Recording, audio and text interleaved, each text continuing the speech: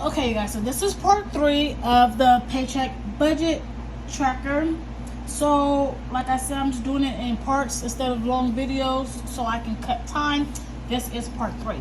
So, we're going to go ahead and get started with this paycheck tracker with the inflow section. Okay, so my inflow, we have source number 3. I did not budget for that source. It came in at $10.58. Okay, so my emergency, I did not budget for, but it did actually come in at $300. And then my source number 1, which is my W-2, came in at $1,735.25. This is what a 80-hour paycheck look like. So I'm going to be averaging about $1,700 every 2 weeks as a budget. And then if I get more, I get more. I know I'm not doing any type of overtime, so this is what a full 80-hour check look like minus my deductions, okay? So, my source number 4, I budgeted $130. That came in at $130. My 100 envelope challenge, I budgeted $200. That came in at $200. My rollover in account number 1, I budgeted $395.98, and that's exactly what happened. My rollover in account number 2, I budgeted $546.20, and that's exactly what happened. So altogether, my inflow total I budgeted for was $1,272.18. But what we actually received was $3,318.01.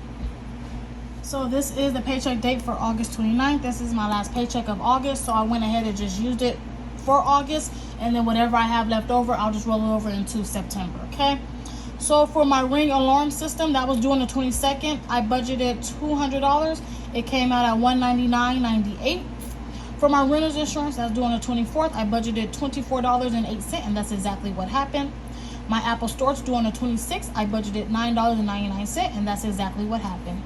My Disney/Hulu is due on the 30th. I budgeted $2.99, and that's exactly what happened. My YouTube TV is due on the 30th at $82.99, and that's exactly what happened. My Pandora is due on the 21st, but it cleared this week, so I might change the due date for Pandora. I budgeted $5.99, and that's exactly what happened, $5.99. So altogether, my fixed expense total, I budgeted $326.04, and I budgeted $946.14 for leftover. My actual fixed expenses for this week was $326.02. My leftover was $2,991.99. So now that we have all our fixed expenses done for the month of August, I'm going to go ahead and look at my variable expenses.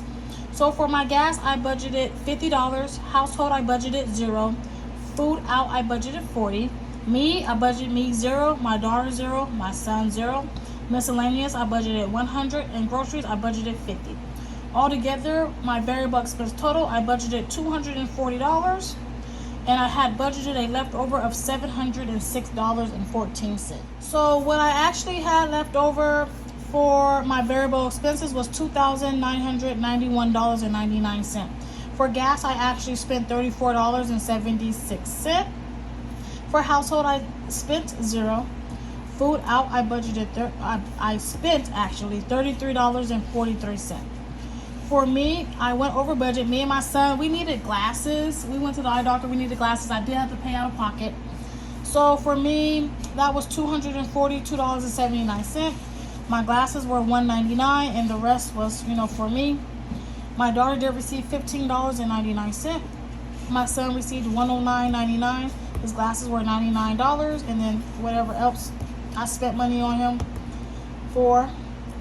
Miscellaneous, I spent $110.62.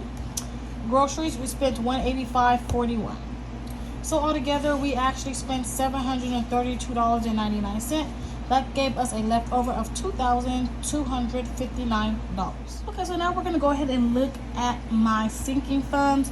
So what had happened was I did not budget. I wanted to use my source number 1's income next month for September, but by it coming in on the 29th, I wanted to make sure that all my bills were cleared before the 1st. So I went ahead and just used my actual paycheck to cover bills and expenses and did some savings. And then, like I said, I was just going to go ahead and roll over whatever I have left over. So for my emergency, I didn't budget nothing, but I did put away $50.